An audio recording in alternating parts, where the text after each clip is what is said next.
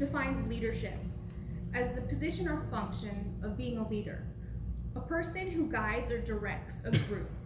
That sounds simple enough, but then perhaps the better question is, what makes a good leader?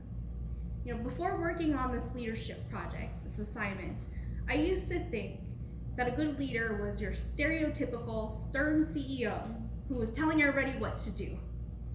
And I thought that was the only way to be a great leader. No, but however, after doing research into this project, I realized that that's just simply not true. That is only a leadership style that is one of many. There are different types of styles out there. Our Toastmasters manual alone lists 8 types of styles, but if you search the internet, you can easily find plenty more.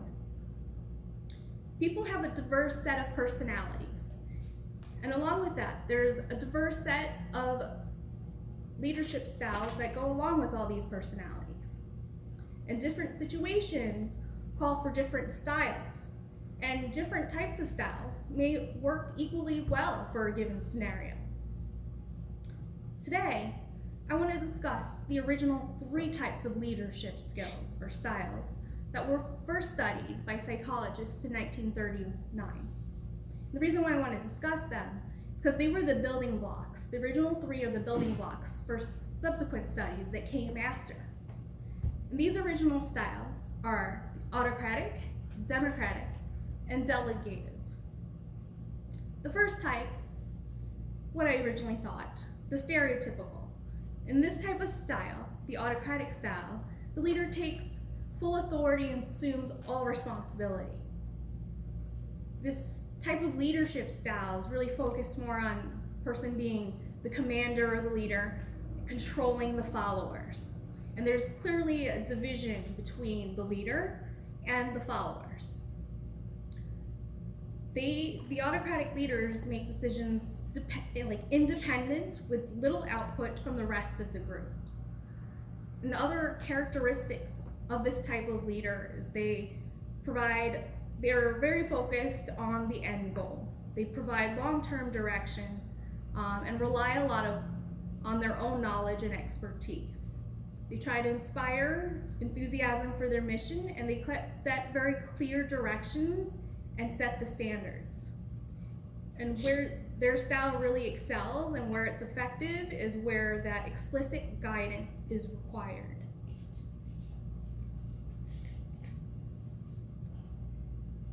The best situation or scenario for this type of leadership is in situations where there's very little time for group decision making, or where the leader is the person who's most knowledgeable about the group.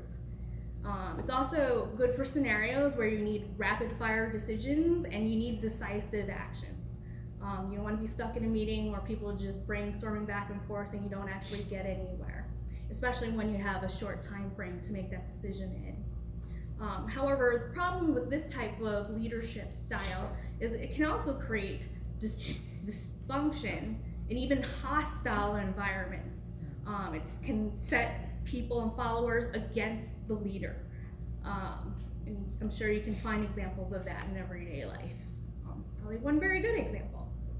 And the second type of leadership style that I want to talk about is the democratic style. This was one that I didn't initially think of as one that was a great leadership style, because I usually associate CEOs and good leaders with the first. However, studies have shown that this is actually the most effective leadership style. And in this type of leadership style, the democratic leaders offer guidance to group members, but they also participate in the group and they allow the group to give their input. In a study, they did find that participants in this type of group where people participated, they were less productive than members of the first group. However, the quality of their contributions were better. And that's partly because the leaders encourage the group members to participate. They want to hear everyone's say, and you get a diverse group of ideas and perspectives. However, the leader at the end of the day is the one who makes the final decision. What's great about this type of learning style or leadership style is they make each team member feel like they're an important member of the team. They make their contributions. Their voice is heard. Even though it may not be applied, they're allowed to voice their opinions. Where is this approach most effective? It's most effective when an entire team is needed to solve a problem or find direction. But there are areas and scenarios where it's not effective.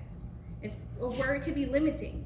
In the scenario where it may be a hurdle to use this type of style is where the team is not knowledgeable, where the team doesn't have expertise. You don't want to put a room of people who don't know what they're doing. That is not an effective way to manage either. And finally, the third type of leadership that the psychologists studied was the delegative style. Researchers actually found this to be the least productive of all three, where the leader provides no guidance to the group. It may be effective where you have a group of highly qualified people, but what ends up happening is usually there's a lack of direction. Members blame each other. People don't take responsibility for their work, and there's very little progress. So in conclusion, there's various types of leadership styles, and we only discussed a few. But we can see, even just with the few that we discussed, there's pros and cons of every type of leadership style. And then we could also see that in certain scenarios, it's better to apply some than others, and multiple can work for the same scenario. There's situational factors that will affect which kind that you should use, which includes knowledge, time, goals, and what's best suited for each scenario. There's room for a variety of leadership styles out there, and there's room for different types of leaders out there. And my wish for you is to be the best leader you can be, regardless of your leadership style, because there's no one way to be. Thank you.